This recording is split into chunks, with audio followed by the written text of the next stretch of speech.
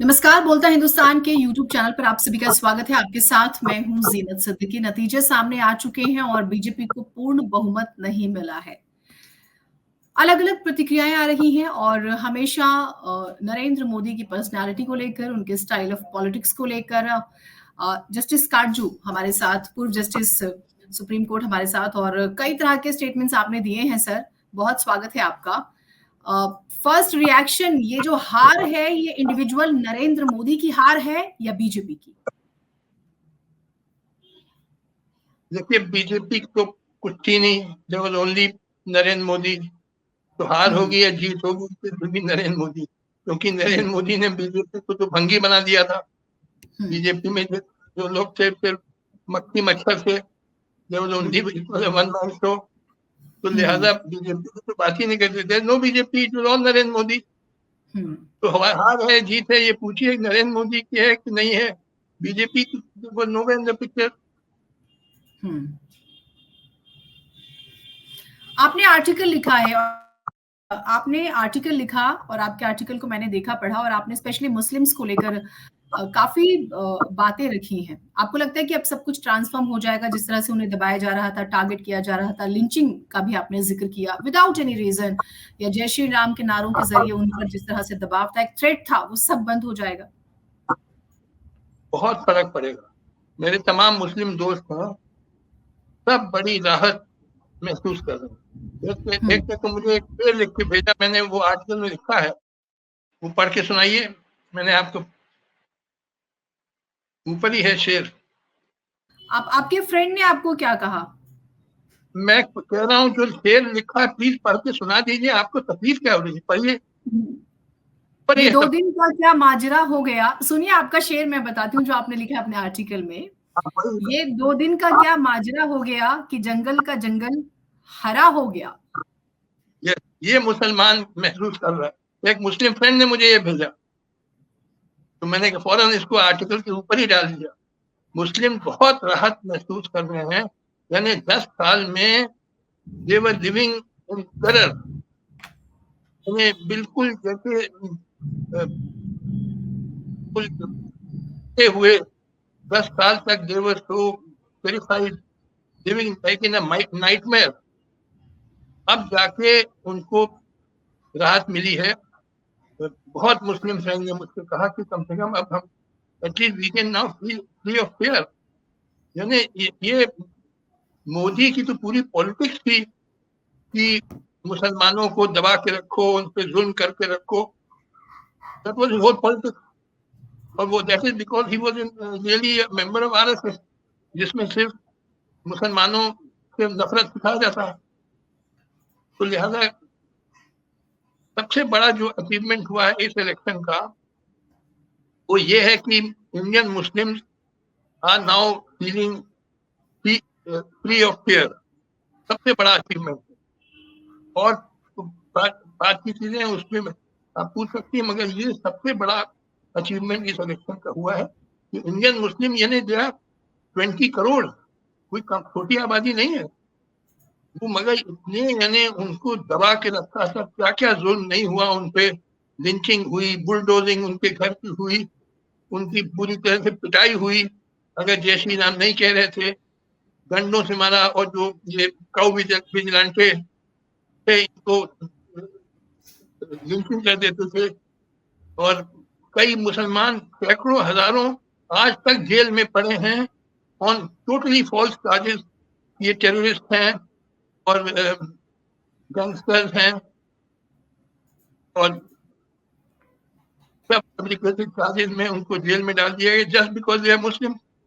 जैसे उमर खालिद है, जेएनयू का स्टूडेंट था, ही गॉट हिज पीएचडी, उसने कुछ किया ही नहीं, अभी तक पड़ा हुआ। ऐसे सैकड़ों हैं या हजारों हैं। तो बड़ा जुल्म किया इस मोदी ने 10 साल तक।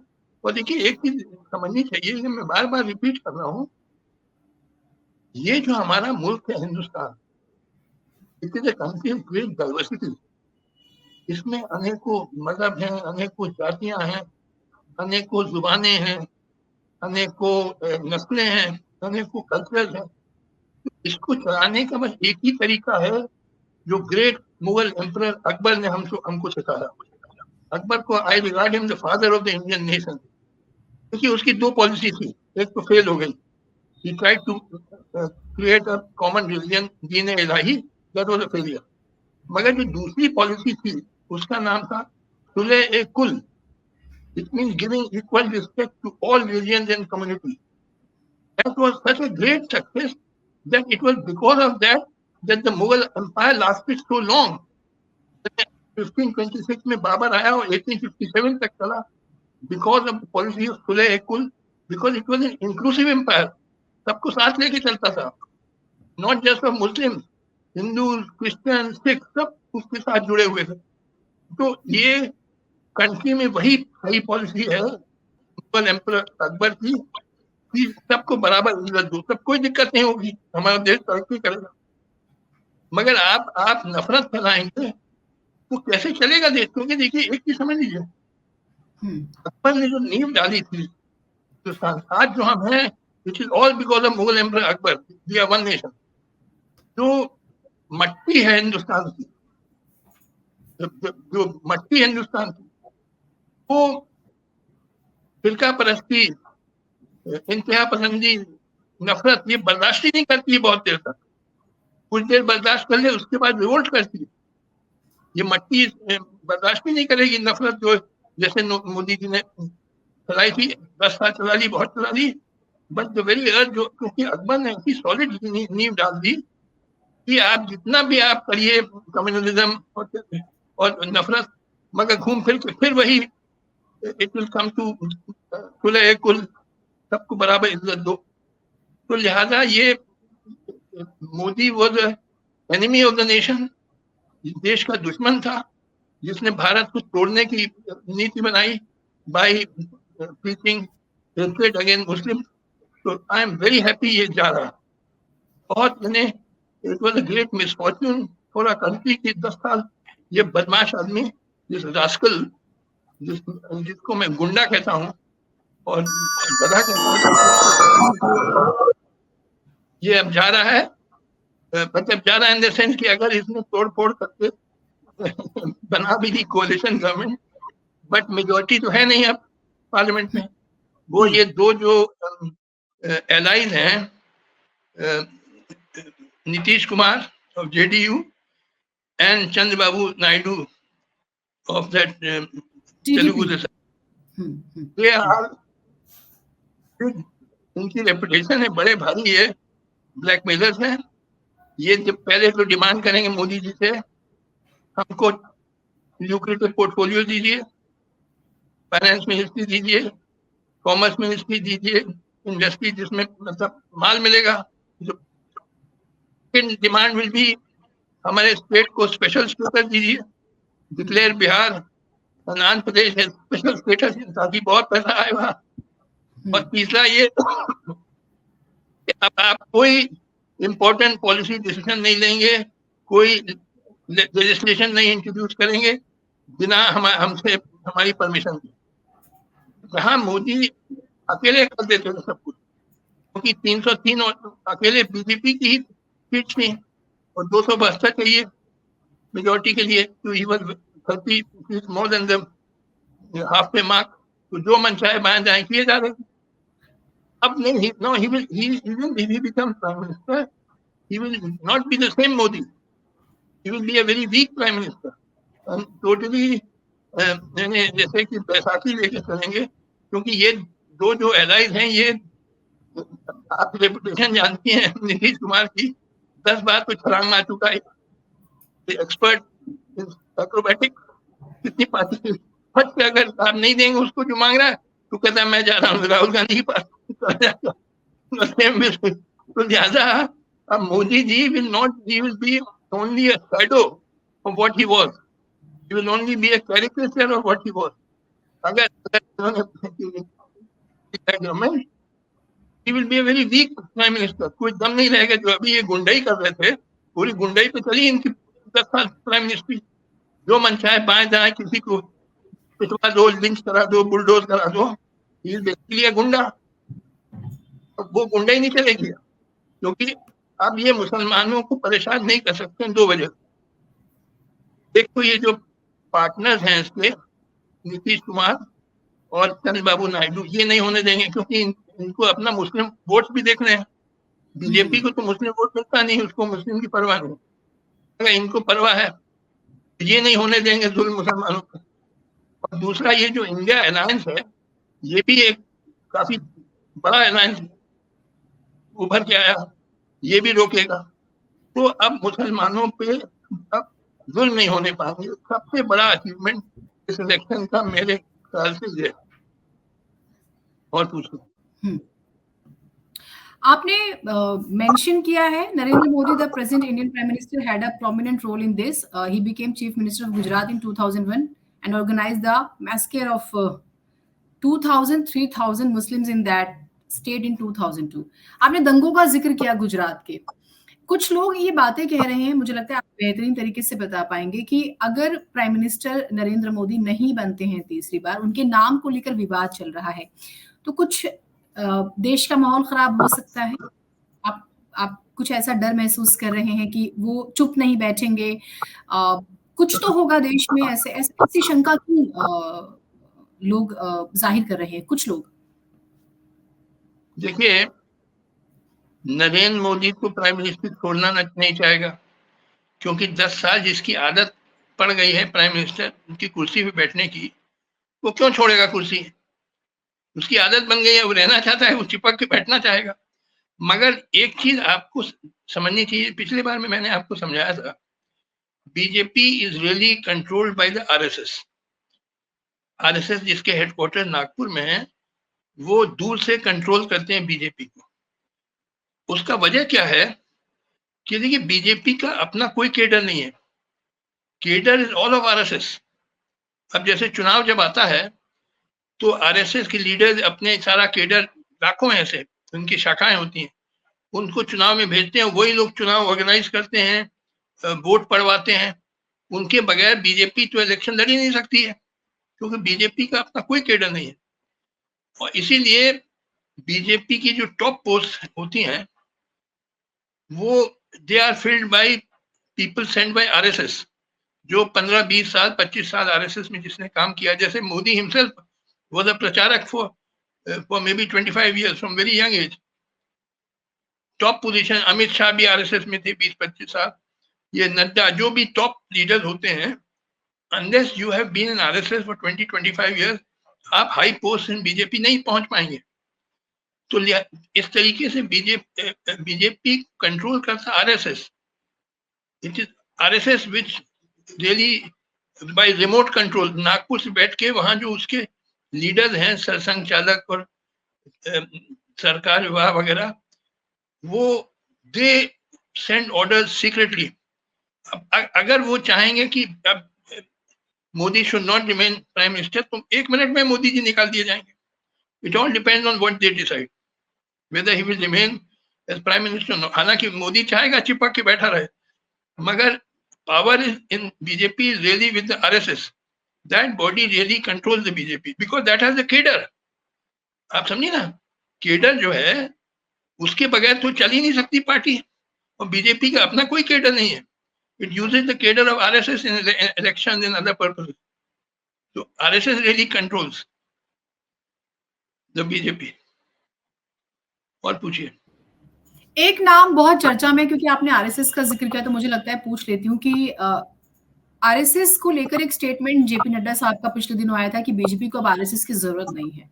वो बैकफायर कर गया, आरएसएस नाराज हो गया, और शायद इसी वजह से इंटरनली खबरें आ रही, क्योंकि आपने नीतीश कुमार का जिक्र किया, आपने चंद्रबाबू नायडू का जिक्र किया, और बहुत सारे ऐसे नेता हैं जो इंटरनली परेशान थे। ऐसी बातें निकल कर आती है कि सबको, किसी को एजेंसी से, सीबीआई, ईडी, अलग अलग तरीके से डराया धमकाया गया। तो बीजेपी में भी बहुत सारे नेता हैं और अलायंस में भी जो परेशान थे नरेंद्र मोदी के वर्क स्टाइल से, तो सपोर्ट नहीं मिल रहा है। तो आपको लगता है कि शिवराज सिंह चौहान का नाम आगे हो सकता है? मैंने आपको अभी बताया, आपको सुना नहीं। It all depends on what RSS decide. RSS headquarters Nagpur, वहां जो टॉप उनकी बॉडी है उसमें है जो हेड है। हेलो, हाँ जी, बोलिए बोलिए, हाँ बोलिए। मोहन भागवत, अंडर सरसंघ चालक इज जनरल सेक्रेटरी कॉल्ड सरकार वाह, वो कोई दत्तात्रेय हैं, और फिर सरकार वाह, ये 6-7 लोग, they are the top body, they will decide whether Shivraj Singh Chouhan आएगा नहीं आएगा। ये सब आप पहले समझिए ना, मैंने आपको बता दिया, ये शिवराज सिंह चौहान के चाहने न चाहने से नहीं होता। It all depends what the RSS decide, and they are a very discipline body, बिल्कुल फैसिस्ट बॉडी है, बड़ी सीक्रेटली मीट करती है, डिसाइड करती है, और फिर अपने ऑर्डर भेजती है to the BJP, even to mister Modi. तो Shivraj Singh Chouhan has no say in the matter, it all depends on what RSS decides, they are the organisation which really control the BJP. आप कोई बड़ा चेंज होता हुआ देख रहे हैं सर इन रिजल्ट्स के बाद? क्योंकि एक बात तो क्लियर हुई कि मैंडेट नहीं है तो सरकार तो टूटी फूटी बनेगी, या हमें कहीं कि साथ लेके चलने वाली, तो मोनोपोली तो नहीं रहेगी किसी की भी। मैंने बताया ना कि पिछले बार आपको बताया था, the days of the latter Mughals is coming in India. अगर आप अपनी हिस्ट्री बुक्स पढ़ी होती तो आपको मालूम होता कि जब last strong Mughal emperor was Aurangzeb, he died in 1707। उसके बाद भी मुगल एम्परर थे, but they were known as latter Mughals. They continued from 1707 to 1857, जब लास्ट मुगल एम्परर बहादुर शाह जफर को अंग्रेजों ने हटाया, 150 साल। मगर ये लेटर मुगल सिर्फ नाम के बादशाह थे, इनकी सारी एम्पायर निकल गया था इनके हाथ से, यानी इनके पास फिर दिल्ली रह गया। बाकी सब एम्पायर, जैसे एक मुगल जनरल थे Asaf Jah Hyderabad, he declared himself as the first Nizam of Hyderabad. फिर एक थे Mughal general Saadat Ali Khan, he declared himself the first Nawab of Awadh. फिर एक मुर्शीद कुली खान थे, he was also a Mughal general, he declared himself as the first Nawab of Bengal. तो कहने के मतलब कि नाम के ये मुगल बादशाह रहे, सारा निकल गया, जो मुगल जनरल मुगल गवर्नर सब ने इंडिपेंडेंस डिक्लेयर कर दिया। तो the central government was very weak, सिर्फ दिल्ली थी।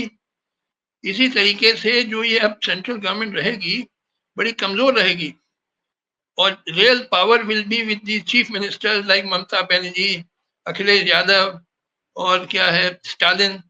दे will be the real powers, and they will make prime ministers and remove prime ministers. जैसे औरंगजेब के डेथ के बाद वो सैयद ब्रदर्स हुए, वो किंग मेकर, आप हिस्ट्री बुक पढ़ लीजिएगा, सैयद ब्रदर्स, वो मुगल बादशाह बनाते थे और गिराते थे। तो इसी तरह से ये chief minister like Syed brothers. और ये लेटर मुगल्स का जमाना में बड़ा मारधाड़ हुआ, मुगल ये मराठा लूट रहे हैं और ठग पिनारी लूट रहे हैं, केओटिक कंडीशन चल रही है, ये जमाना आ रहा है। तो on the one hand, I am very happy this rascal, this scoundrel, this gunda, Modi is finished. But at the same time, I have no illusions कि कोई अच्छे दिन आने वाले। लेटर मुगल्स का जमाना आ रहा है, जो बड़ा मारधार, क्योस, उथल पुथल का जमाना, वैसा जमाना मुझे दिखाई दे रहा है। और पूछिए।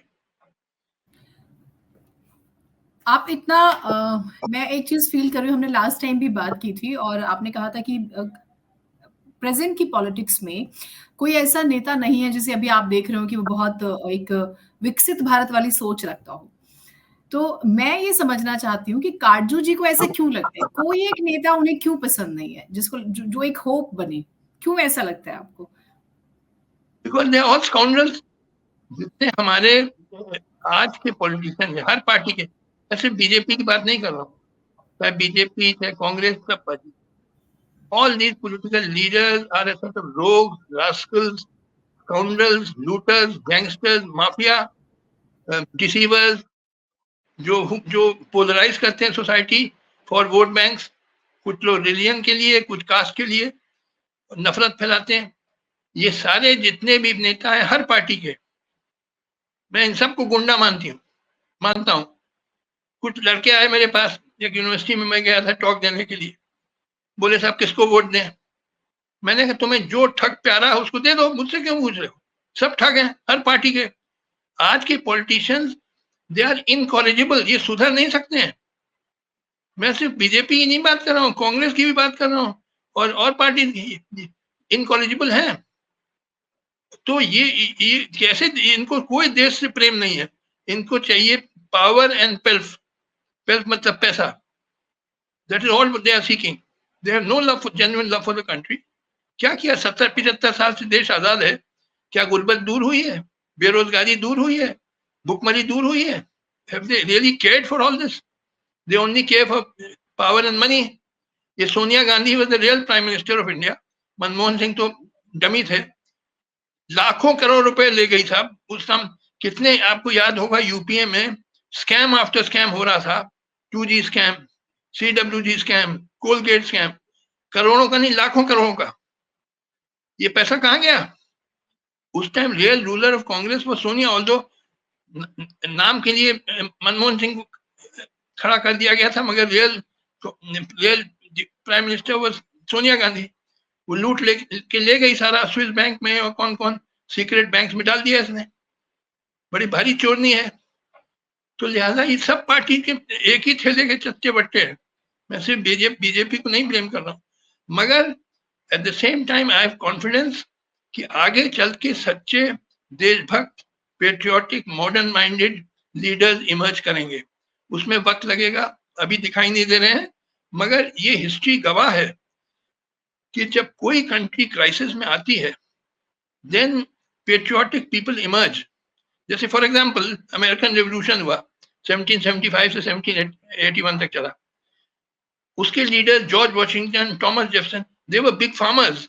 वो चाहते अपने फार्म में आराम से मौत से रहते, मगर उन्होंने देखा हमारा कंट्री क्राइसिस में है, तो आगे बढ़े and they took a risk. अंग्रेज पकड़ लेते, उनको हैंग कर देते, but they thought we have to serve a country. या ऑलिवर क्रोमवेल आया था इंग्लैंड में। तो लिहाजा कहने का मतलब, हिस्ट्री बुक्स पढ़िए, आप पाएंगी जब कोई कंट्री क्राइसिस में आता है तो पेट्रियोटिक पीपल इमर्ज। तो यहां भी होगा, मगर उसमें वक्त लगेगा। और पूछिए। मैं वापस आपकी उन 2 पंक्तियों पर आती हूँ जो आपने लिखा, और मैं ये समझूंगी आपसे कि अब मुस्लिम्स की लाइफ में क्या ट्रांसफॉर्मेशन होने वाला है। ये 2 दिन का क्या माजरा हो गया कि जंगल का जंगल हरा हो गया। ये बहुत अच्छा लगा पढ़ के, मुझे भी बहुत अच्छा लगा। और मान लिया ठीक है, नरेंद्र मोदी पावर में भी नहीं आते हैं और एक दबाव वाली सरकार रहेगी, लेकिन क्या मुस्लिम्स की अपनी सिचुएशन के लिए वो खुद रिस्पॉन्सिबल नहीं है? एजुकेशन के देखिए पार्ट पे, अलग अलग पार्ट्स पे, तो उसका ओवरऑल एनालिसिस आप क्या करते हैं सर? देखिए, I believe 99% people of all communities are good. ये फिलॉसफी थी of the great French thinker Rousseau. मैं रूसो का डिसाइपल हूँ। और रूसो कहता था कि हर कौम के लोग 99% अच्छे होते हैं, 1% बुरे हर कौम में होते हैं। तो मैं 99% हिंदुओं को भी अच्छा मानता हूँ, 99% मुस्लिम को भी अच्छा मानता हूँ, 99% क्रिश्चियन सिख को अच्छा मानता हूँ, 1% बदमाश हर जगह होते हैं। तो लिहाजा देखिए, I am personally an atheist. I don't believe in God और अल्लाह और something. I believe in science, but I am a strong supporter of religious freedom. आप अगर मुस्लिम हैं, बेशक आपको हक होना चाहिए, नमाज पढ़िए, मस्जिद जाइए, रोजे रखिए, नोबडी शुड इंटरफेयर। या हिंदू हैं, आप मंदिर जाइए। I strongly support religious freedom, although I am an atheist. I told you. तो बिकॉज आप अगर अपोज करेंगे तो और आदमी कट्टर हो जाएगा। There should be freedom. तो लिहाजा आई सपोर्ट रिलीजियस फ्रीडम। हाँ, but it could not go to extreme. That means की हेट्रेड नहीं होनी चाहिए, बिगेटरी नहीं होनी चाहिए, उसको दबा देना चाहिए। Otherwise, there should be total religious freedom, and I am a strong supporter of religious freedom for Muslims also. अब मोस्ट इंपॉर्टेंट सवाल, सब कुछ स्मूथ चलेगा या कुछ बवाल होगा? क्या चीज? मैं कह रही हूँ कि अब सरकार, ये माना जा रहा है कि 8 तारीख को नए प्रधानमंत्री जो भी होंगे वो शपथ ले लेंगे। सब कुछ स्मूथ होता हुआ दिख रहा है आपको, या आपको लगता है कि माहौल थोड़ा सा तनावपूर्ण हो सकता है? मैंने आपको बता दिया, डेज ऑफ लिटिल मुगल कम। बड़ी मारधाड़ आने वाली इस देश में। ये बदमाश मोदी, मतलब वध हो गया, रावण, इसको मैं रावण मानता हूँ, रावण का वध हो गया, मैं बहुत खुश हूँ। मगर आई हैव नो इल्यूजन्स कि क्या जमाना आ रहा है, क्योंकि मैंने हिस्ट्री बहुत पढ़ी हुई है, मैं रियल पंडित आदमी हूँ, मैं आपको बता सकता हूँ। क्योंकि देखिए, न राहुल के पास कोई सोल्यूशन है गुर्बत, बेरोजगारी, भूखमरी का कोई सोल्यूशन है किसी नेता के पास? None of them, and these are the real problem. देखिए, the test of every political activity and every political system is one and only one, does it raise the standard of living of the people? Does it give them better lives? भाई यही मापदंड है। तो चाहे मोदी रहे, चाहे राहुल रहे, चाहे ममता रहे, गुर्बत दूर नहीं होगी, बेरोजगारी दूर नहीं होगी, भूखमरी दूर नहीं होगी, तो ऐसे नेताओं से फायदा क्या? असल जो हमारे दुश्मन हैं वो हिंदू मुस्लिम नहीं है, असल दुश्मन गुर्बत है, बेरोजगारी है, महंगाई, दीज आर रियल एनिमीज। और इनको टैकल करने के लिए ये प्रेजेंट नेता है, इनके पास कोई सोल्यूशन नहीं। They are only expert in getting vote bank, how to come to power and make money. तो लिहाजा इनसे कोई देश तरक्की नहीं कर सकता। And they have no genuine love for the country. कहेंगे कि लव है, मगर हकीकत है they only love power and wealth. तो मुझे कोई उम्मीद नहीं है, आप लोग रखते उम्मीद, मगर मैं पंडित आदमी, मैं सही सोचता हूँ, इनसे कुछ उम्मीद मत रखिए। डोंट थिंक कि मोदी चले गए, राहुल आ जाए तो कुछ बेहतर आम जनता की जिंदगी हो जाएगी, कुछ जिंदगी नहीं बेहतर होगी। तो फिर सॉल्यूशन आपके हिसाब से क्या होनी चाहिए? अब नाउम्मीदी तो कुफ्र कहलाती है ना सर, नाउम्मीदी तो कुफ्र है, तो उस हिसाब से बताइए। किसने बात सोल्यूशन बताया? चलिए दोहरा रहा हूँ। सोल्यूशन इज अ रेवोल्यूशन, मगर रेवोल्यूशन के पहले एक जन संघर्ष जरूरी होता है, एक महान ऐतिहासिक क्रांतिकारी जन संघर्ष, हिस्टोरिकल पीपुल्स स्ट्रगल, जो 10-15 साल चलेगा, led by modern minded leaders. तो बड़ी कुर्बानियां देनी होंगी उसमें। 10-15 साल के बाद ही रेवोल्यूशन आएगा, अभी नहीं दिखाई दे रहा। तो लिहाजा वी हैव टू वेट। मगर हर एक्चुअल रेवोल्यूशन के पहले ये पाया गया है कि एक आइडियोलॉजिकल रेवोल्यूशन होता है। अब मैं आपको समझाना चाहता हूँ क्या मतलब। जैसे फ्रेंच रेवोल्यूशन हुआ 1789 में, उसके 20-30 साल पहले तक आइडियोलॉजिकल रेवोल्यूशन चला फ्रांस में। तो उसमें जो हथियार थे वो बंदूक और बम तलवार नहीं थे, जो हथियार थे विचार थे।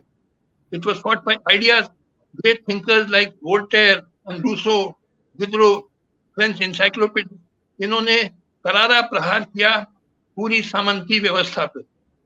They attacked the powerful, they launched a powerful attack on the entire feudal system and on religious bigotry etc. तो 20-30 साल ये आइडियोलॉजिकल रेवोल्यूशन चला, तब जाके एक्चुअल रेवोल्यूशन 1789 में हुआ। तो आज का जो दौर है भारत का, ये दौर है आइडियोलॉजिकल रेवोल्यूशन का, which is the pre actual revolution period. तो इसमें आप हम बड़ा भारी कंट्रीब्यूशन कर सकते हैं by presenting modern ideas, by combating casteism, communalism, जो फ्यूडल फोर्सेस हैं। सब जो पेट्रियोटिक लोग हैं वो बड़ा भारी योगदान कर सकते हैं, आप हम भी कर सकते हैं। यही मैं बार बार लोगों को बता रहा हूँ। ये आइडियोलॉजिकल रेवोल्यूशन का दौर है, not actual revolution. Actual revolution आएगा 10-15 साल के बाद। ठीक, बहुत शुक्रिया काटजू साहब, आपने वक्त निकाला और अपने आर्टिकल में बड़ी खूबसूरत लाइन लिखी आपने और उसी से शुरू किया। हम और बातचीत करते रहेंगे, लेकिन हाँ, ये आपने बहुत बारीकी से बताया कि किस तरीके से हम सब अपना एक योगदान दे सकते हैं ताकि हमारा देश जो है वो बहुत अच्छे से आगे बढ़े। बहुत शुक्रिया जस्टिस काटजू, आपने वक्त निकाला और इतनी डिटेल में बात की और चिंता भी जाहिर की, और हम कैसे प्रॉब्लम से बचा सकते हैं खुद को, अपने देश को, वो भी आपने जिक्र किया। और मुस्लिम्स के अच्छे दिन आ गए हैं आपके आर्टिकल में, कम से कम ये समझ में आया, थोड़ा बहुत एक चेंज तो आ ही गया, आपने जो वर्ड्स यूज किए, और कम से कम लिंचिंग नहीं होगी, या जय श्री राम के नाम पे जिस तरीके से मारा पीटा जाता था और जेल में डाला जाता था, यूएपीए का इस्तेमाल होता था। उम्मीद करते हैं कुछ बदलेगा।